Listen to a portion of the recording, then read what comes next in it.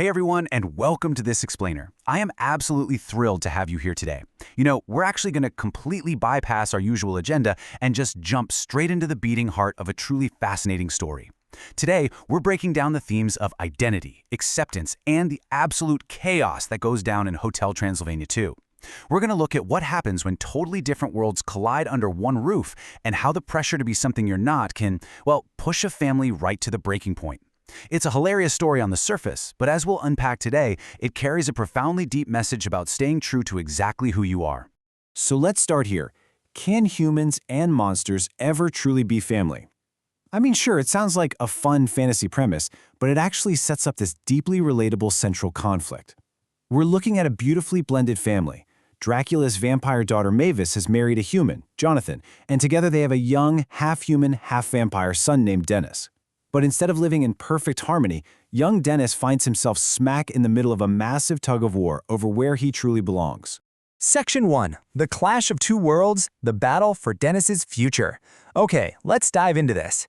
We can perfectly map out this massive struggle over Dennis's future. On one side, we have his mom, Mavis. She is convinced that Dennis is just a normal human boy. Her ultimate goal? She wants to pack up, move the family to California, feed him avocados, and give him a safe, completely normal human life, far, far away from all the monster chaos. But then, look at the other side. You have his grandfather Dracula. Drac is absolutely desperate for Dennis to stay at the hotel, grow out his vampire fangs, and carry on the traditional monster legacy. So right off the bat, Dennis isn't being allowed to just be himself, is he? He's become a project for both of them. Section 2. Secrets and Family Drama, the Arrival of Great-Grandpa Vlad. And wow, does this bring us to a critical complication. Enter Vlad, Dracula's extremely old-school father. Vlad doesn't just casually dislike humans, he harbors a deeply aggressive prejudice against them. The source material literally notes that if Vlad finds out Jonathan's family are human, he would turn their souls into omelets. Yeah, omelets. Because of this intense intolerance, Dracula absolutely panics. He actually forces Jonathan's completely normal human family to wear these terrible, super unconvincing monster disguises at Dennis's birthday party. Poor Jonathan even has to pretend to be a vampire named Count Joffang just to avoid Vlad's terrifying judgment. So Drac is running out of time to prove Dennis is a monster before Mavis swoops in and takes him to California. And this leads to a frankly disastrous, misguided plan. Here's how it goes down. Step 1. Hire Dennis's absolute favorite, friendly TV monster, Keiki. Step 2. Have Vlad secretly possess Keiki to make him act super terrifying and destroy the birthday cake. Step 3. Terrify poor Dennis so much that his latent vampire fangs finally pop out. I mean, it's a hilarious sequence to watch, but fundamentally, it's really about adults trying to force a child's identity through trauma and fear. Section 3. The Breaking Point, when the disguises fall off. Of course, you cannot force someone to be what they fundamentally are not. That scary Kiki plan fails spectacularly. Dennis doesn't magically get his fangs, he just gets incredibly, understandably terrified. And this brings us right to the emotional fallout, the moment the masks finally drop. Mavis sees her family actively trying to traumatize her son just to change his nature, and she is done. She firmly declares that Dennis just wants to be normal, that he's completely fine the way he is, and they absolutely cannot change him.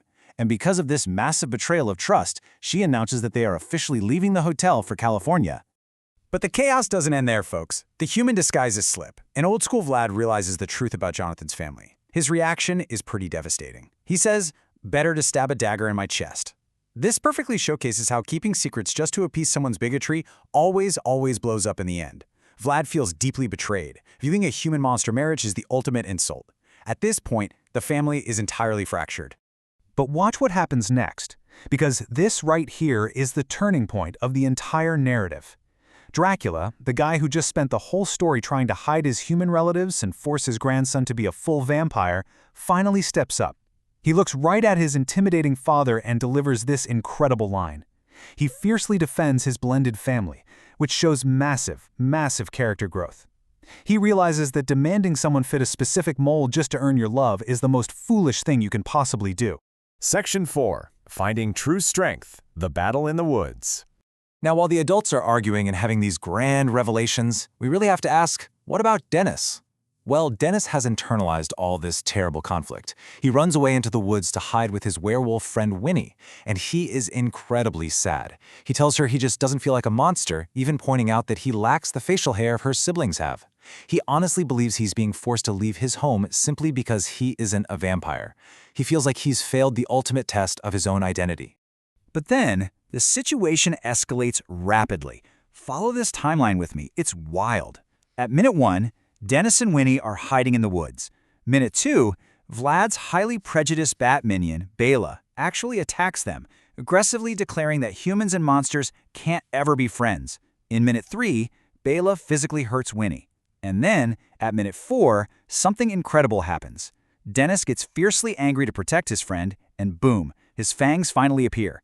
He discovers his true power not when his family is trying to traumatize it out of him, but organically, right when he's defending someone he cares about. Section 5. The Power of Acceptance. True Harmony. So, Dennis leaps into action and bravely fights off Bela, showing everyone his true, undeniable strength. This dramatic battle in the woods brings us to the ultimate emotional resolution. After the dust settles, Dracula looks at his grandson, a boy who just proved he has serious monster abilities, but also a deeply compassionate human heart, and Drac delivers this beautiful, unconditional declaration of acceptance. Human, monster, be whatever you want. You are perfect. This right here is the absolute core message of the source material. You don't have to choose a side. You are perfect exactly as you are. And just look at the incredible ripple effect this acceptance creates. Dennis defeats the villain, yes, but even more importantly, Dracula's stand actually inspires Vlad. When the rest of Bela's Bat Gang arrives, Vlad steps right in and stops them, choosing to protect his new human family members.